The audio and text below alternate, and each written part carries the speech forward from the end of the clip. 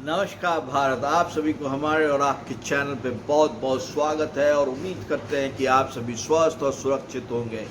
बिहार का इलेक्शन जैसे जैसे नज़दीक आ रहा है वैसे वैसे पॉलिटिकल पार्टीज में गर्मी आ रही है और ख़ासकर उन पॉलिटिकल पार्टीज में गर्मी आ रही है जो बिहार से अपना ताल्लुक रखती है, भले वो रीजनल पार्टी हो जन स्वराज की या नहीं तो कांग्रेस पार्टी की। और सारे के सारे नेता आजकल उनकी जो फ्लाइट का जो लैंडिंग का रूट है वो पटना में है।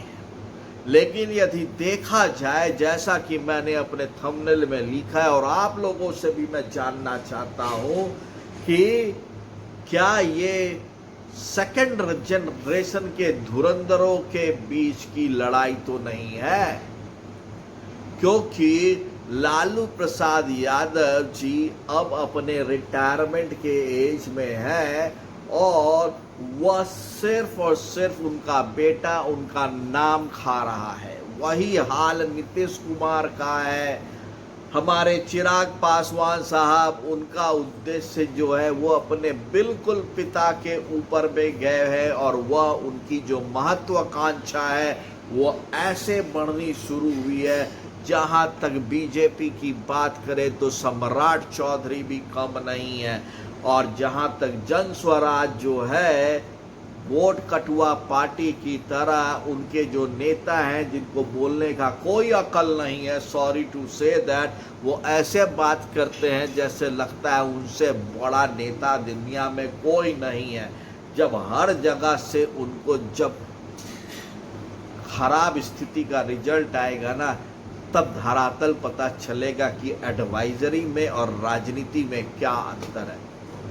तो मैं वही बात करना चाह रहा था कि क्या आप लोगों को नहीं लगता है कि ये सेकंड जनरेशन सीएम इस बार बिहार की राजनीति में काबिज होने वाला है, और उसमें जो सबसे बड़ा जो गेम जो पलट गया है वह गेम पलट गया है लालू जी के खानदान के चलते, क्योंकि उनका जो प्यार है सीएम बनने का, देखने का अपने नौवा पास को, और अपने बड़े बेटे को जिस तरह से साइड लाइन कर दिए हैं, उससे आरजेडी में बीच से तकरार हो गई है, कट गई है।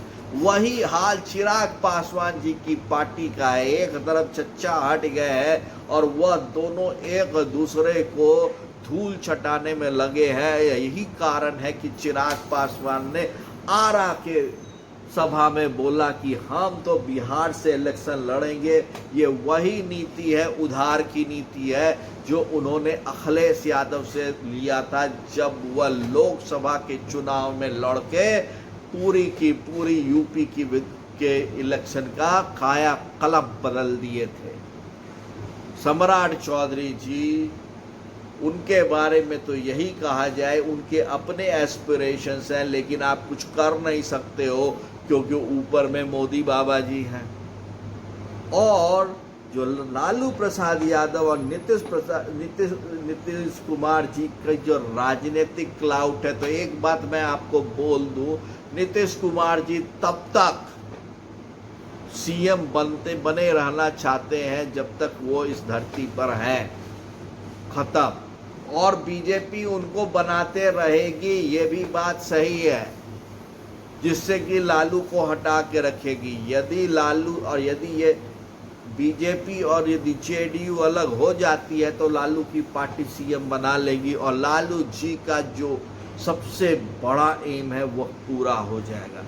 लेकिन क्या आपको लगता है तेजस्वी यादव जी सीएम लायक हैं, जिस तरह वो बोलते हैं और पढ़े लिखे हैं? क्या लगता है कि तेज प्रसाद यादव सीएम लायक है? अब आप चुनिए कि सीएम लायक कौन है, कि बिहार की वही स्थिति रहेगी जो पिछले 75 साल से रह रही है, जहां युवा जगह छोड़ के भागेंगे, ट्रेन को छात्र संघ जला देंगे, ट्रेन पर ओवरलोडिंग होगी, यही चलता रहेगा। जरा इसको बताएं। इस चैनल को जरूर लाइक करें, शेयर करें, सब्सक्राइब करें। तब तक के लिए आप सभी को नमस्कार।